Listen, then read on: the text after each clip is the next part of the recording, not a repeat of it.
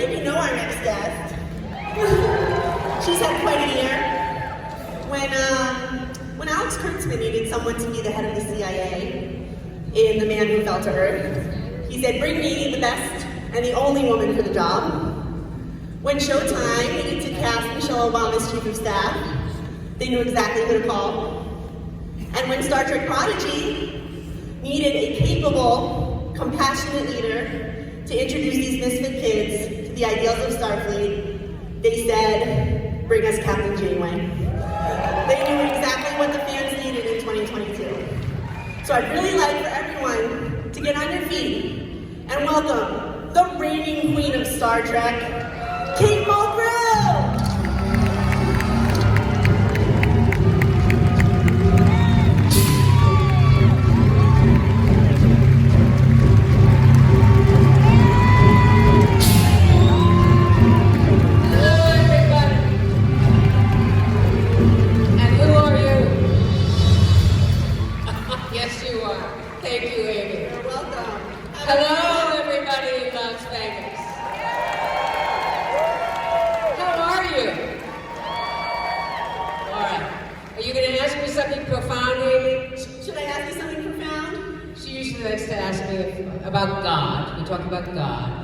Talk about love. She likes to talk about sex, but I don't. What do you want to ask me? I want to ask you, how do you feel about your impact on women in STEM?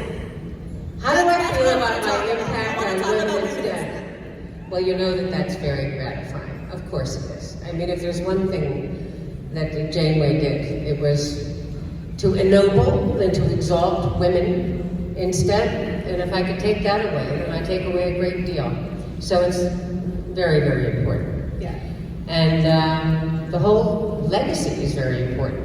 Witness this group. So, hey, if you want to ask me something great, otherwise, I'm just going to sort of... We're just going to start. I'm going to head back. Kate's going to have a great panel, and we're not going to ask anything that is unbecoming of a Starfleet officer. All right, good. Thank you. Have a great panel. Thank you, guys. You guys can ask me anything you want, and you know that.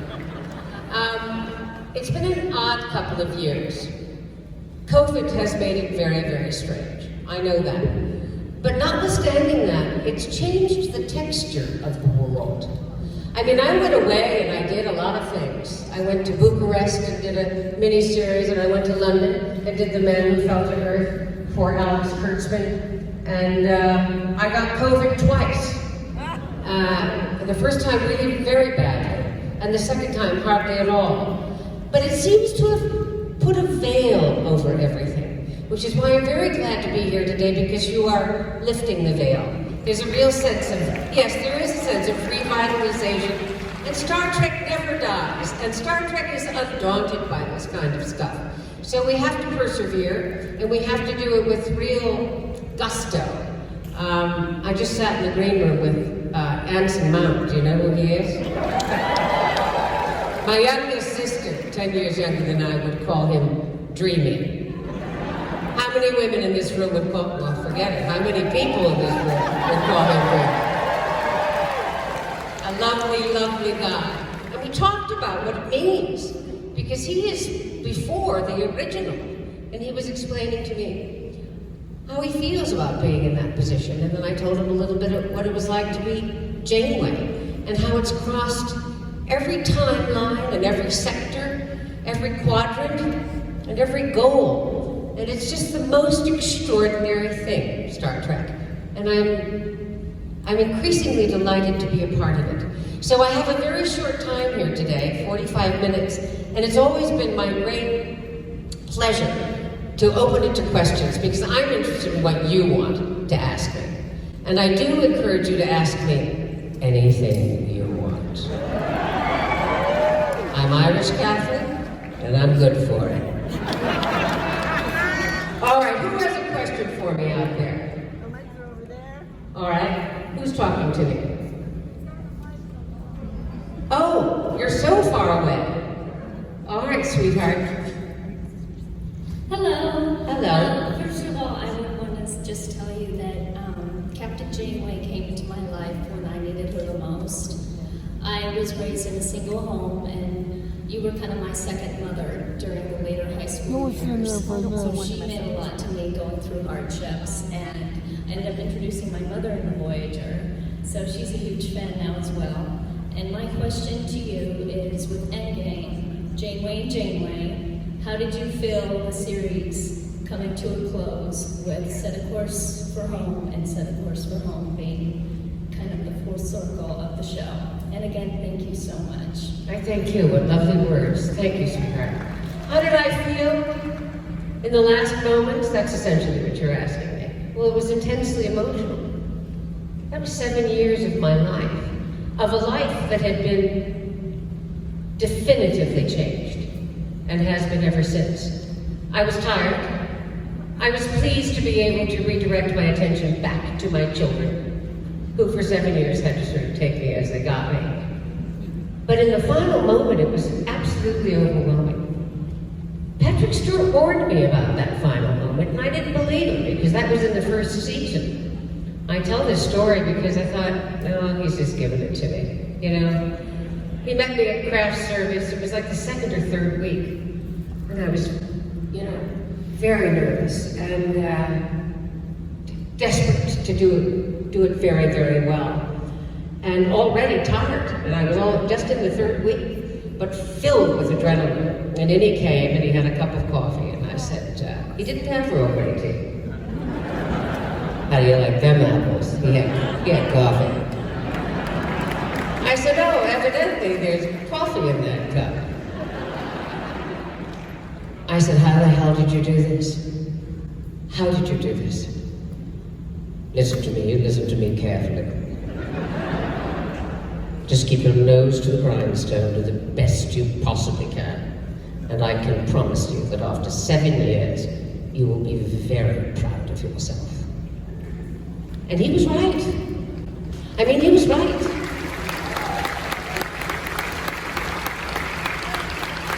It was intensely hard, intensely gratifying work. And I don't know that many people get a shot at that in their life. But I had it then.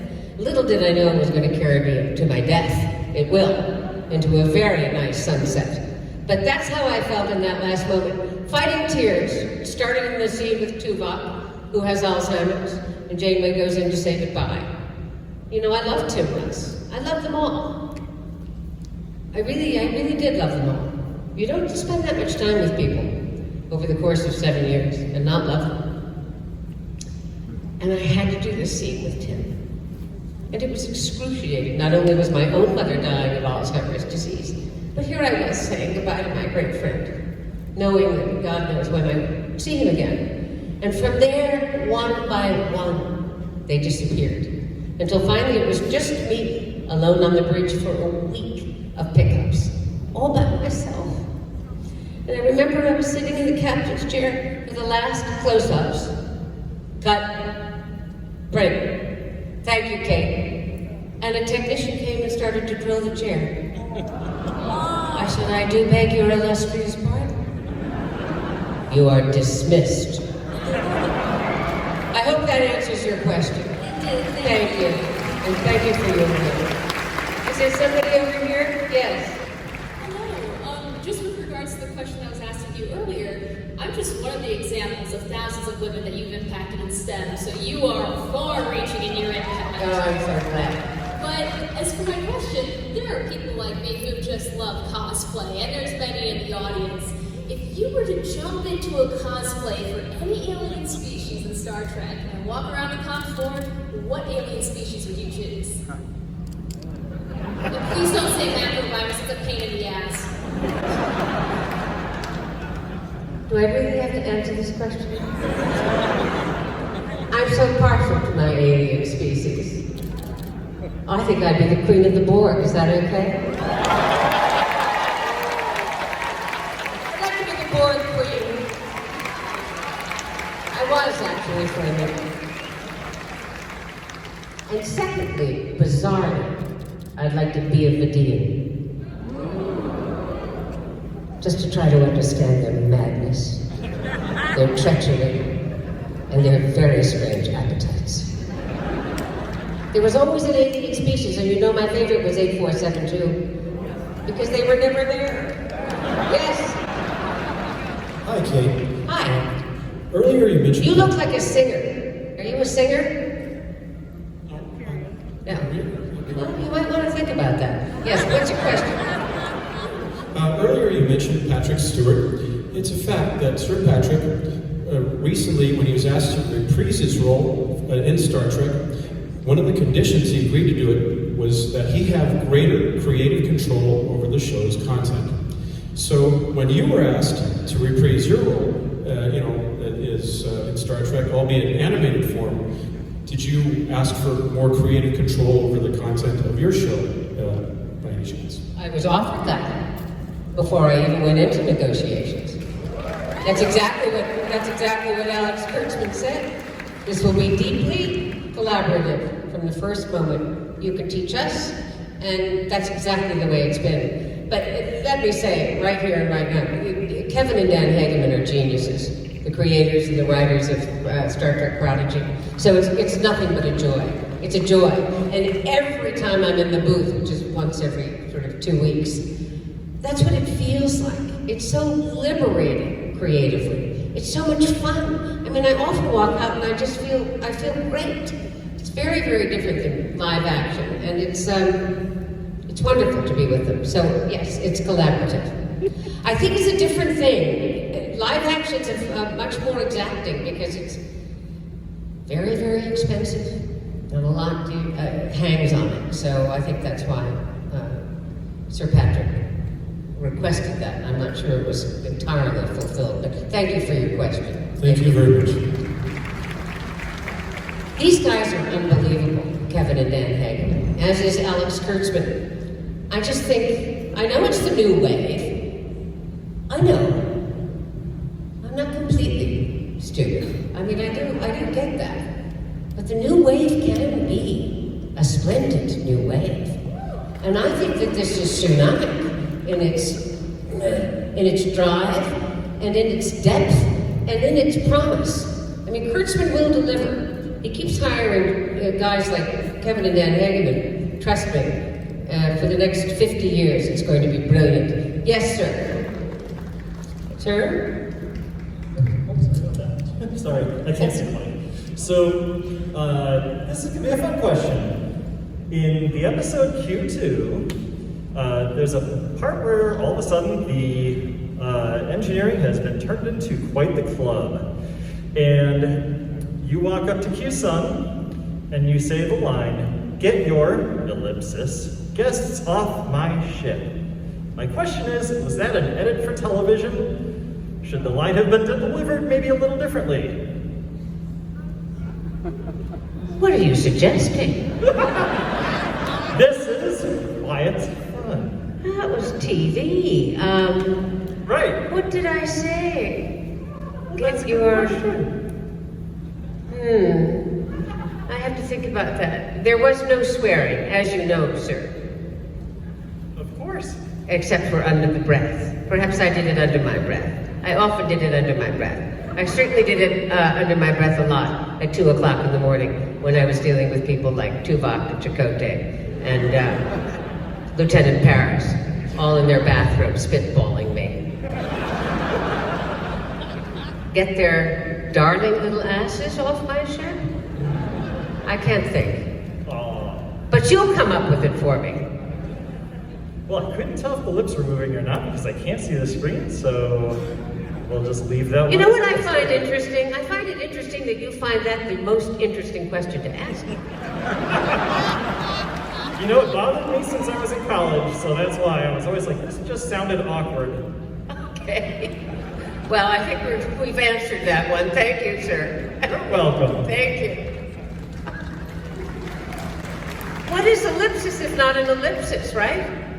You're supposed to wonder what she's really thinking about them. Something very bad. Janeway had a good look when she thought people were being bad.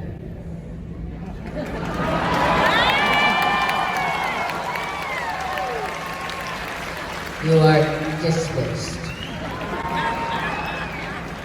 Or my favorite was always, get off my ship.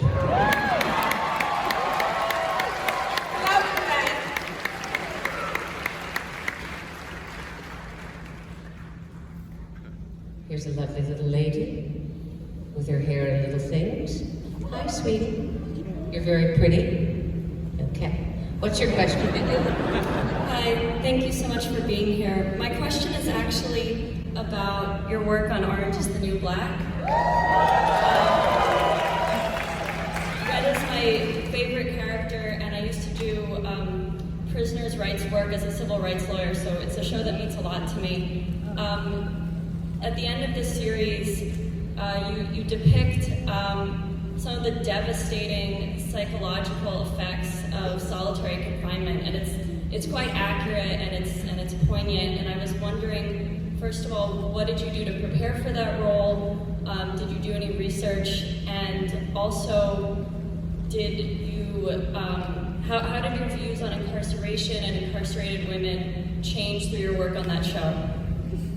So you want to know more than just how I felt about going out with senile dementia, how it felt to play Galina Reznikov. Is that what you're asking me? Under those very difficult conditions. Well, more because there was a lot of accuracy if you did any sort of research into the psychiatric effects and cognitive effects of solitary confinement. What is research in your opinion? Isn't research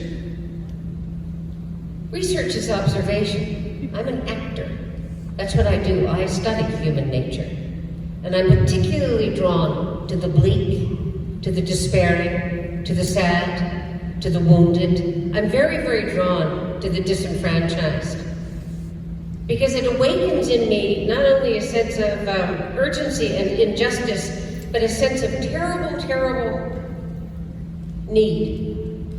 So, Red Reznikov was a woman full of need.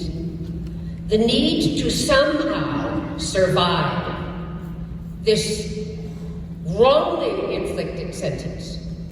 What did I do? I punched a woman in her tit. It deflated. And her husband, the mob boss, said to us, you give us 50 grand and everything's going to be all right. You don't do it, what the fuck can I do? Right, excuse me, everybody. And of course we couldn't pay him. We only had a little deli in Queens. So I took the fall for the family. I drew the straw. But 10 years then went into 12 and then into 15. And as I studied her and fell in love with her, I thought the reason she is doing as well as she's doing is because there is excellence in her character. There is excellence in her mettle. So I kept mining that. I kept searching for that. And if you remember, the first 3 or 4 seasons was always Red against somebody, physically as well as psychologically. She's a strong fighter. And I think what really annoyed people about Red was her essential love of life. I mean, I'm not going to put too fine a point on it, but what I did in the kitchen, I did because I loved to do it. I mean, that was wonderful to feed them, you know, at Thanksgiving and Christmas, to see them eating, to see their joy. I loved it. I loved having my little minions around. I loved doing the thing. I loved the character. And I particularly loved, as Kate Mulgrew, going to my Moldovan manicurist, who said to me, after 10 years of doing my nails, but you didn't tell me you were Russian. It was great. Thank you. Good question. Thank you so much. Yes, ma'am? Hello. Hi? So one of my favorite things about Captain Janeway was her ability to be a very strong woman, and yet you could also see the emotion come through at times. My question is, did you have a favorite line or scene of Captain Janeway showing a particularly strong emotion of any kind? Did I have? Yeah, I did. I had a lot. Do you remember the one where they showed her loneliness? Was it called Loneliness? Where's Amy? Was it called Loneliness? Night. So good. Deep diving into the loneliness of being a female captain of childbearing years, whose fiance has just said goodbye to her and he's taking the dog with him. I've got a compliment of 165 and I missed the gas station. What could be worse? So she's profoundly alone. I loved that. And I loved the thing with Mark Harlick, Counterpoint, where I got to show the possibility, however subtle, it was very nuanced, that Janeway could fall in love. That Janeway missed that. I mean, Janeway really missed all of those things. I used to beg Rick Berman over many martinis. Please show her femininity in the right ways. Her loneliness, her vulnerability, her longing. Give me something every now and then to refresh the memory of the audience that this is a woman all alone at the helm of this starship. So every chance I got, and especially when a species was imperiled, and I loved that species, it was tough. And a lot of the stuff with 7 of 9 I thought was very moving. It was very moving for Janeway to try to break through to Annika. And I think in the end, we did. But thank you, what a lovely question. Thank you. Thank you. That's a good question, because vulnerability is essential in order to have you come with me. You're not going to come with me if I'm only ever in command. You're going to come with me if you believe that I could have my heart broken, that I will stumble and fall. And the reason you stay with me is that you know that I will stand again. So every moment of vulnerability, I think, is so important when you're playing a strong female leader. Yes, sir. Thank you, Kate, for being here for all of us. I know Captain Janeway is just a character on a TV show, but I just wanted to say that I grew up in elementary school and middle school watching Star Trek Voyager. My mom was a single mom, so a lot of times I was in daycare by myself. And when I watched you growing up, I honestly looked at you as another mom. And you played a really significant role in my life. And the values that Captain Janeway portrays in Star Trek Voyager is what I tried to emulate as I grew up. But my question to you is, much like they do Star Trek Picard, has there been any talks of potentially doing a Star Trek Janeway?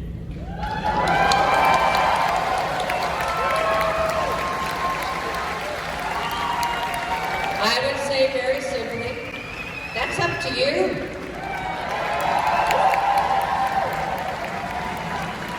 There are talks, there are conversations.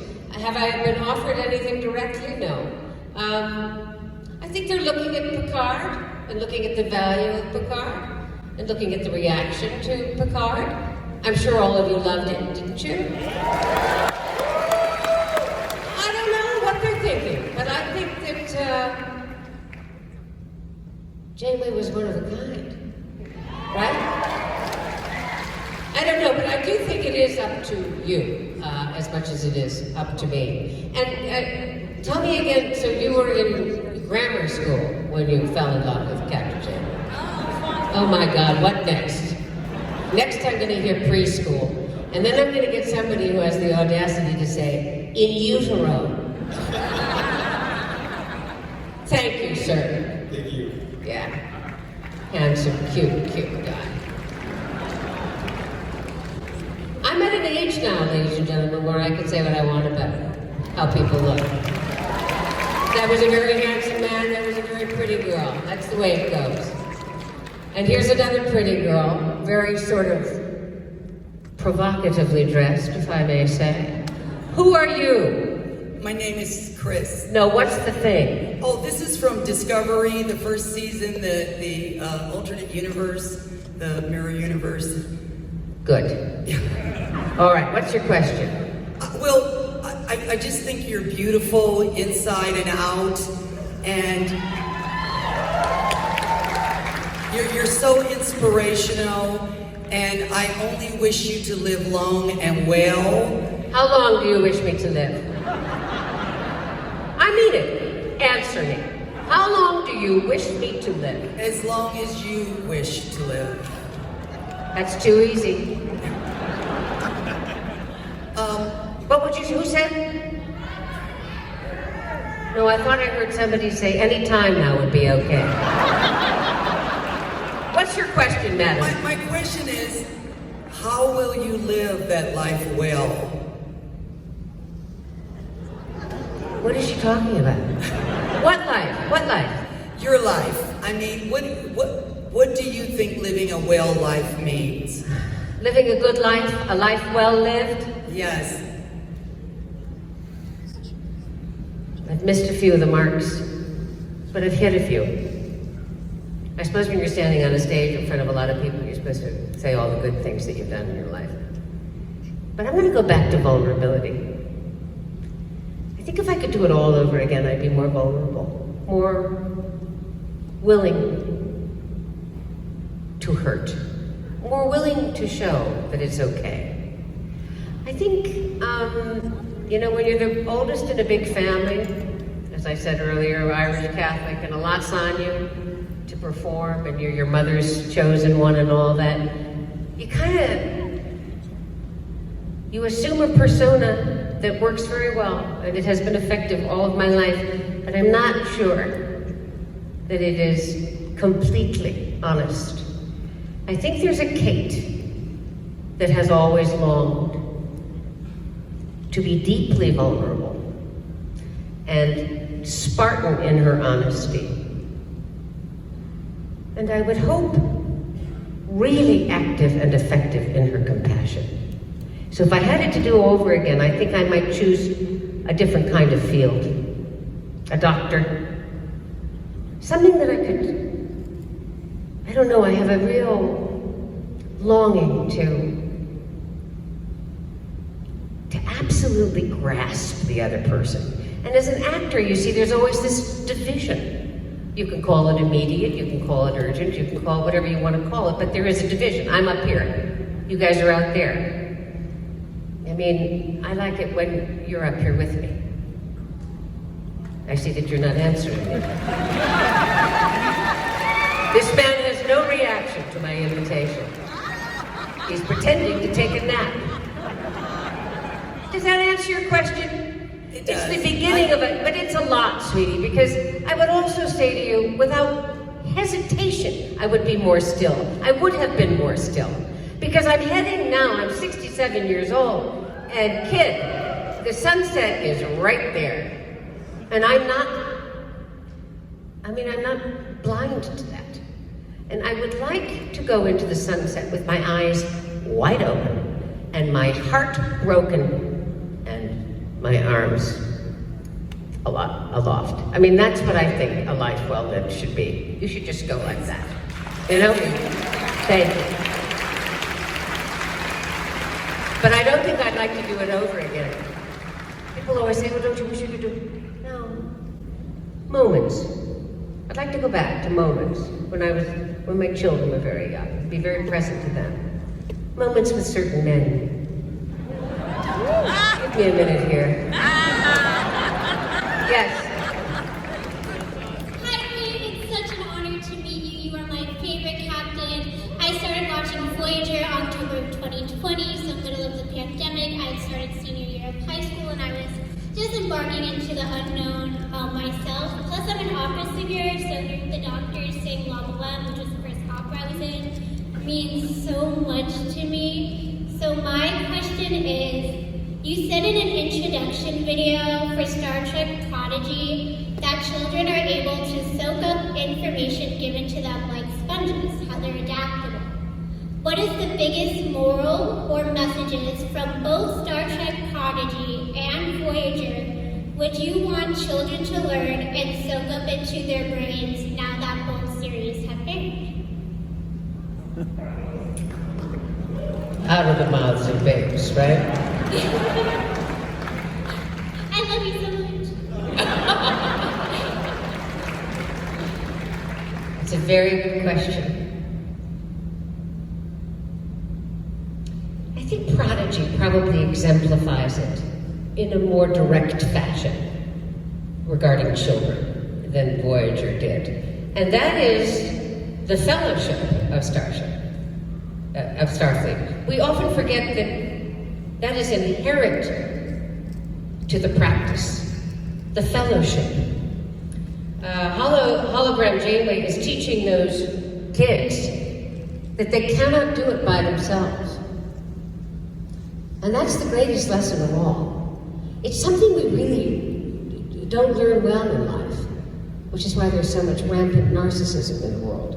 Everybody believes that they can do it alone, but you must learn to do it. You know, it's the first rule of kindergarten. Hold your partner's hand. You can't possibly right or wrong without doing that. So I would say that. The fellowship, that's what's key. Thank you so much. Yes. I really believe that. I don't understand Schadenfreude, but it's everywhere, isn't it? It's especially everywhere in my industry. You know, an actor falls down, or an actor gets a divorce, or an actor does something and they're instantly maligned. It's just extraordinary to me. Why? What's interesting about that? What do we gain by doing that, right? Eviscerating somebody else. I think it's awful, really awful. Yes, sir.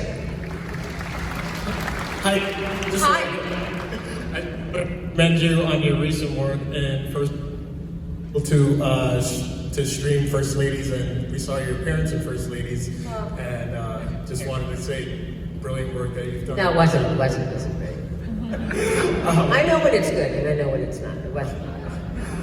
My question to you, and well, that you've been in since Voyager, what has been a moment that you've taken with you there, reminds you of your time in Voyager and each role you go through? What would that be for you? A specific moment I couldn't possibly name. There were so many. But a dimension I could, a component I could, and that would be discipline. I'm a very disciplined actor. I've never been late once in my life. Is that something I should be proud of? I don't know if it's something, I don't know. I've never even been late for a date. Do you know how awful that is to be ready 2 hours before he shows up? But I'm disciplined. So I think that has stood me in good stead in every role that I've played. I take it very seriously, and at the same time I'm willing to throw it up. We had a few good laughs on First Lady. But that's it, because Janeway was the embodiment of discipline. At least Kate Mulgrew seemed to think she was, because that's how it informed my life. Thank you for that question. Thank you very much. Yeah, First Lady. Did you guys see that? No. Right. Yes, sir. Hi, Kate. My name is David. I'm a music teacher in Northern Arizona. My question is, first we have, wow. Just forgot this question. That's called a first senior moment. You're far too young to be having a senior moment.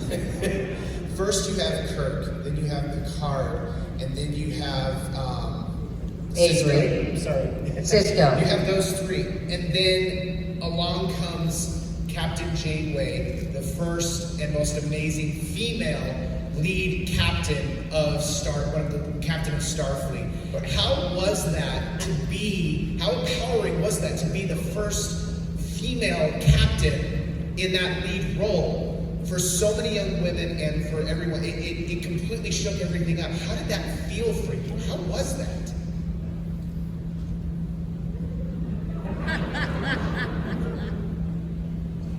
It was unbelievable. I'm telling you the truth.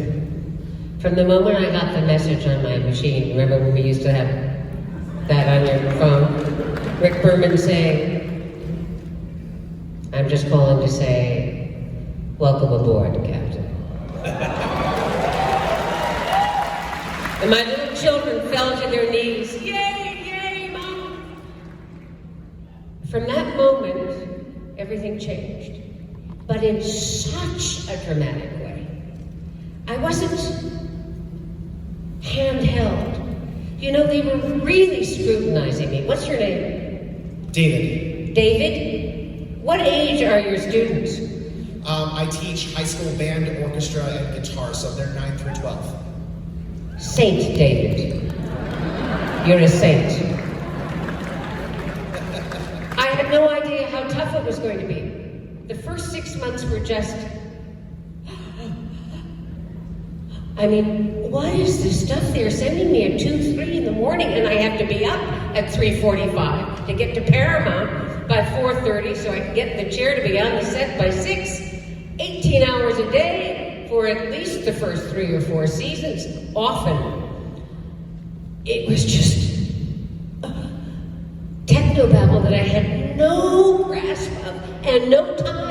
Because when I wasn't shooting, I was doing press. When I wasn't doing press, I was trying to say hello to my children. When I wasn't doing that, it was absolutely daunting. But I'll tell you what saved me. Do you want to know, David? Yes. Oh, teacher of music, great man that you are. Every day I had to walk out on that bridge. And every day for 6 months, and I am not kidding you, the brass were standing in front. The Paramount brass, all men. Oh boy.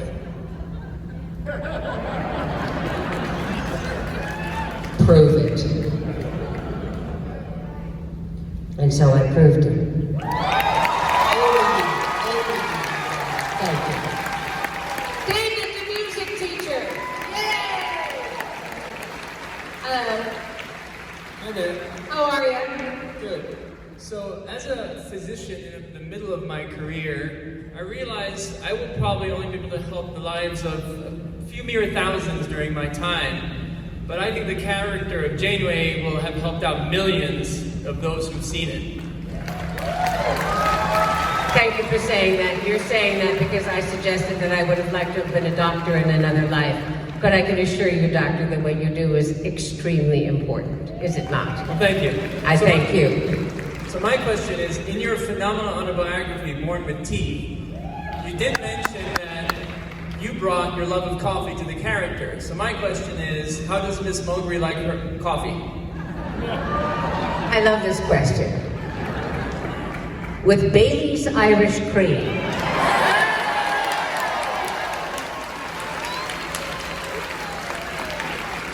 You know, I'm liking coffee more and more as I get older. A lot of coffee. Who loves coffee? Very good for the brain. They've determined that.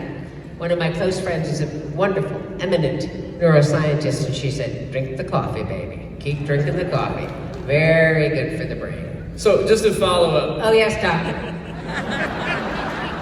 Just to kind of second what you stated, as a neurosurgeon, neurosurgery is fed by caffeine and alcohol, pretty much. Yeah. Thank you, doctor. Thank you. This is a man who lives by his own rules. Caffeine and alcohol. Yes. Oh, Jordan, yes. Hello, Captain Janeway. Hello, how are you? I'm well. I like Baileys and coffee as well. Very good. I wanted to let you know that 3 years ago in 2019 in Star Trek Las Vegas, I was listening to one of your speeches in the back of the room, and I made eye contact with someone. And then I walked out of the room, and I made eye contact with him again. He's been my boyfriend for 3.5 years. And I wanted to thank you for bringing us together. And I wanted to know if you officiate weddings. What does he want me to do? We want you to officiate our wedding. Where is he? It hasn't happened yet. We want to get married. Well, in of Star course Trek it hasn't Las happened Vegas. yet. Not if you want me to officiate. Well, we haven't planned it yet. How do we do that? Marina, how am I going to officiate at the wedding? Well, Star Trek Las Vegas used to offer wedding packages, and we want to get married here, and we want to know if you would do it for us when that happens. Yes, I will officiate at your wedding. But everybody has to be there. Lots of caffeine and lots of alcohol, Doctor. You're on bar duty. What? I'm ordained. Thank you, Amy. Amy's reminding me that I am an ordained minister. I just did a wedding. And it's going very well. They just produced a child. You might get lucky too. I would be happy to officiate at your wedding. We'll discuss the logistics later on, okay? Thank you, Captain. Congratulations. Love is in the air. Love. Love. Is it real? I see you two talking to each other. Do you still love each other? You and the pig here, Oh my. All right, good. It's multiple characters in Voyager who play musical instruments. I was wondering if they ever considered having Captain Janeway play one, and if so, which one would you have wanted them to get? That question is so absurd. Like, yeah. And I love to strum the harp when I'm not at warp 9.9. No, I think that was actually brought up to me by the producers. Do you wanna? I said, not really. Not any more than I want to produce a bunch of lizards with Lieutenant Cars in the turbo. But you guys are gonna do what you're gonna do. But they never gave me a musical instrument. It's okay, right? Janeway was a little busy. It's okay. It's bad enough that I changed my hairdo every 2 weeks for 2 seasons, right? What's wrong with this captain? She goes into a ready room with a little bun on, she comes out and it's down. She goes back in, so she's young. I finally said to those guys, knock it off. Leave me alone. You didn't do this to Picard.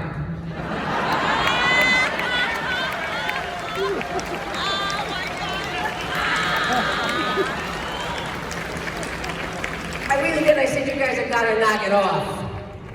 I know I'm a woman. The audience recognizes that I'm a woman, and if they're worried about the young male demographic, 25 to 35, let them come to my command. They're certainly not going to come because I'm changing my hairdo every 3 weeks. That's absurd. And the minute they stop with that, and this, and the whoop, and the boots, and the woof, and the flat, then it was over. And you guys did come. Because every good man wants to be commanded by a woman. Marina, my darling, what is your question? Hello, Kate. How are you? I'm good, sweetheart. This is an extraordinary girl over here. Everybody take a look at her. Thank you. You're too kind. I had a question. So one of the newer projects that you were a part of, Flowers in the Attic, The Origins, is set in Virginia, and you speak in this wonderful old Virginian accent. So my question is actually about your process of dealing with projects that involve accents. So you've done Mid-Atlantic and British and, of course, Russian. Do you find it a challenge or a perk of a job? And also, do you have a favorite one rather than the ones that you could consider a pain in the neck? Do I have a favorite what? Favorite accent to do. So, like, just generally your process, jobs that involve. Well, Mrs. Steiner didn't have an accent. Was she German? I sometimes like to do a little German just to keep in shape, you know what I mean? The Russian was good and fun. Yeah. But very often, I think, British. The Mid-Atlantic that you did was brilliant for Katharine Hepburn. That was top-notch. Katharine Hepburn, yes, that was fun. Every actress likes to do that. Witness the great Meryl Streep. It's a way to escape, but it's also a way to go very, very deep. I'd say I loved the Russian, and not just because you are from that part of the world, but it's a deep, guttural, I think sort of epic-sounding accent, isn't it? To a degree, yes. Show me the chicken. Yeah. Get me the chicken. Now. Yeah. It's tough. Has there ever been an accent where you really had to put in the work where it's too much and you really didn't like to do it? Yes, Scottish. Scottish? Oh. Irish is one thing, I mean, that's easy. Anybody can do that, but Scottish. Who's Scottish in this room? Are you, sweetie? Come here. What do you guys have to play something? Is it time for you to play now? I'm serious. Is it? No? Come here. Oh, she means by heritage. She doesn't do the accent. That's what they all say. Scottish, Marina. But I'll see you later, okay? Yes. Thank you, darling. I don't know where we are in time, but the band is here, and it's probably indicative of time's up. I don't know. Is it? No. What? Time is up? No. This lady is saying time is up. But they're saying no. Here's what I want to say. Do you want to say something? You are, without a doubt, the only female character that I can think of in literature and in history that has given myself, who is unmarried and without children in her 30s, someone to look up to. And I just wanted to know, in your character, as Captain Janeway, so much of it seems to be Kate Mulgrew that shines through. And I want to thank you for the character that you gave me to look up to and aspire to, and to define femininity as so many more things than being married or being a mother. And I'm so grateful to you.